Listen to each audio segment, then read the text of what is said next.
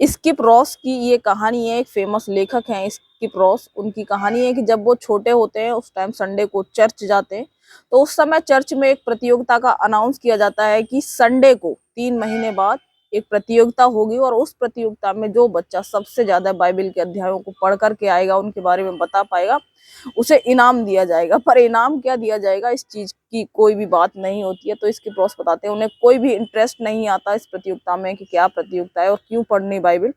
पर एक दिन क्या होता है, जब वो संडे को जाते हैं तो उन्हें वहां पर पता चलता है कि बहुत ही सुंदर से जो दस्ताने हैं वो इस प्रतियोगिता में मिलने वाले हैं। तो उनमें वो दस्ताने बहुत ज्यादा पसंद आते हैं, वो बेसबॉल के दस्ताने होते हैं।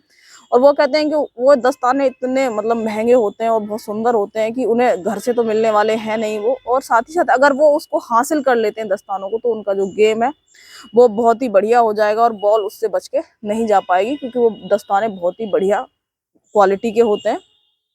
तो वो बोलते हैं कि उनके मन में एक इच्छा जागृत होती है कि मुझे किसी भी कीमत पर ये दस्तानों को हासिल करना है।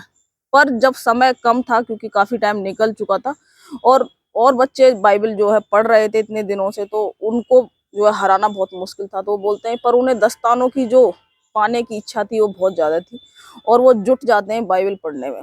और वो बोलते हैं कि दिन रात मेहनत करते हैं, वो जब भी स्कूल में टाइम मिलता है या लंच में जब भी टाइम मिलता है बस वो बाइबल पढ़ते रहते हैं। कहीं पर भी 10-5 मिनट का टाइम मिलता है वो बस बाइबल पढ़ते हैं, रात भर बाइबल पढ़ते हैं, देर रात तक। कहने का मतलब है रात को पढ़ते पढ़ते सो जाते हैं। उनकी मदर उनके सिरहाने से बाइबल हटाती हैं और वो जब भी समय मिलता है, सुबह दोपहर शाम, यानी जो भी टाइम होता है बस उसमें बाइबल पढ़ते रहते हैं। और उसके बाद जब प्रतियोगिता होती है 3 महीने बाद, तो वो उस प्रतियोगिता में अध्यायों को तो बहुत ज्यादा पढ़ ही चुके होते हैं औरों की अपेक्षा। बाकी जो कई सारे अध्याय तो ऐसे होते हैं जो उन्होंने कई बार दोहरा दिए थे और बच्चों की अपेक्षा।